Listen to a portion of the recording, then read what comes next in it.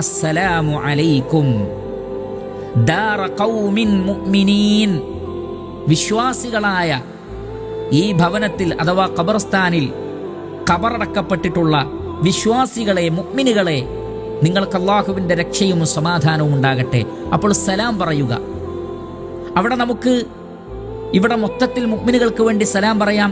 ഇൻഡിവിജ്വലായി അവിടെ പോയി അഥവാ വ്യക്തിപരമായി അസ്സലാമു അലൈക് അല്ലെങ്കിൽ അസ്സലാമു അലൈക്കും യാ അബി അല്ലെങ്കിൽ യാ ഉമ്മി, എൻ്റെ ഉമ്മ നിങ്ങൾക്ക് സലാം എന്നിങ്ങനെ പറയുന്നതിന് വിരോധമില്ല.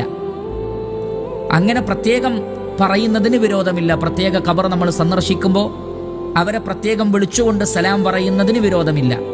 എന്നാൽ മൊത്തത്തിൽ ഖബർസ്ഥാനിലുള്ള ആളുകൾക്ക് ആ നിലക്കും സലാം പറയാം. ഇന്നാ ഇൻഷാ അല്ലാഹു ബിക്കും ലാഹിഖൂൻ. ഇൻഷാ അല്ലാഹ് ഞങ്ങൾ നിങ്ങളുടെ കൂടെ ഇൻഷാ അല്ലാഹ് സമീപത്ത് തന്നെ വന്നു ചേരുന്നതാണ്. അഥവാ ഞങ്ങളും മരിച്ച് ഈ ഭവനങ്ങളിലേക്ക് വരേണ്ടവരാണ്. നിങ്ങൾക്ക് അല്ലാഹുവിൻ്റെ രക്ഷയും സമാധാനവും ഉണ്ടാകട്ടെ. അപ്പോൾ സലാം പറയുക എന്നുള്ളത് പ്രധാനപ്പെട്ട കാര്യമാണ്.